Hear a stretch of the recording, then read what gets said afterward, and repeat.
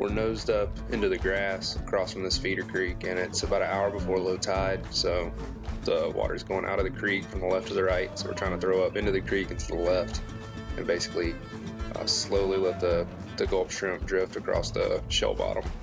And we were picking up the trout as the gulp was coming across the shell bottom. Check out this cast right up in there. Another thing that I think is worth mentioning is using those jig heads with the gulp shrimp. They're good sized shrimp, and a lot of times the bigger fish will just pick it up and run, but sometimes you gotta let them have it, think about it a little bit, especially when it's cold, getting fish real slow. Oh, he came off! No! It was a little bitty guy. Little bitty guy. Did you see him? How about that? How about that? Something that took me a while to catch on to was realizing that you need to be fishing about 6 foot of water for these trout if you want to get consistent bites. Bring him on in. Cool, one fish on, that's pretty good. One's been out here a little bit. That's a good one there. That's a good one. Get out of there, get out of there, get out of there, get out of there. Oh, nice.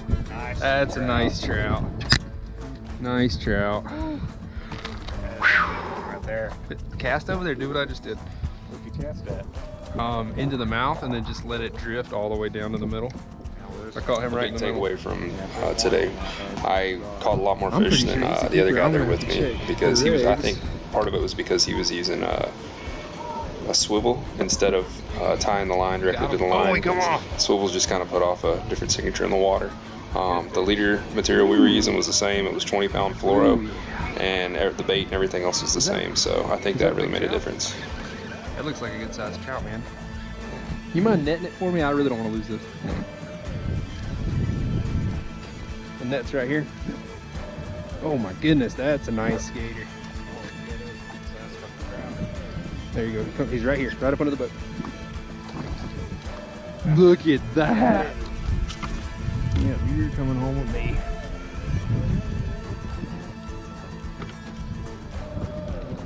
What is it? Oh, yeah, he's a little guy. I don't think he's gonna make 14, but you got him, dude. What is that? You caught a pinfish off a daggum gulp shrimp. What do you think about that? Holy smokes. You'll notice the spot here is a little bit different. Same idea though. We're fishing these feeder creeks and we're just moving around.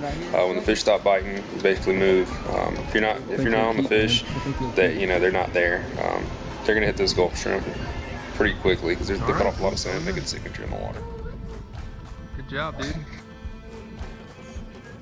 So I like to nose off wherever I'm gonna fish and just kind of fish until, like, sometimes you'll just come off the grass and just start drifting. There's a couple different schools of thought. Some people like drift fishing. Some people say you're going with the fish or either not going with the fish. I don't know. I don't have a trolling motor and I don't have a push pole, so usually just nose off and go with what I got.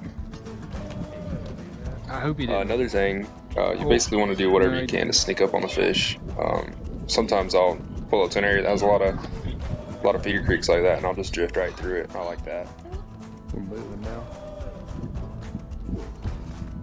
If you are drift fishing, you have to make sure that you're, sometimes you have to let the line out because you don't want to be moving too fast, because if the bait's just running through there, it's not going to look very good. Fish aren't going to hit it.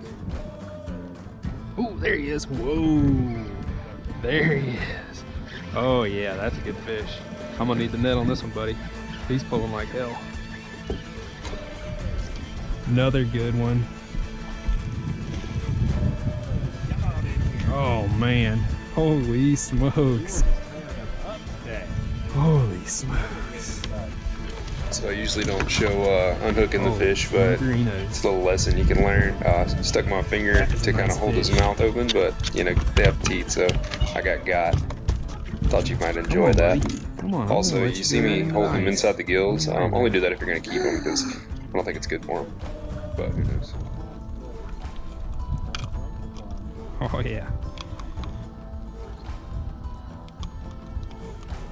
This is one of those you measure for fun. Ow, got me. so I didn't realize that I had a big watermark on my lens. Big C17 flying over Charleston tail. Ooh, there he is. Yep. Little bitty guy. Basically, you'll see a lot of time I'm just leaving my rod still, just barely moving it, make sure it's not That's getting a hung good up, fish. and keeping pressure on the line. Basically, that's the takeaway, just fish flow. So basically, these are all just things that work for me. People do things a lot different. This worked for me today. You know, I still go out and get skunk just like everybody else. So, but I hope it helps. That must be what's hitting us, because their mouths ain't very big. I don't know how I hit this thing. So I hope this helps. Try to throw in a few tricks and stuff like that. Stuff that I wish I knew, 3 years ago when I moved here. Didn't have to wait so long to learn all this.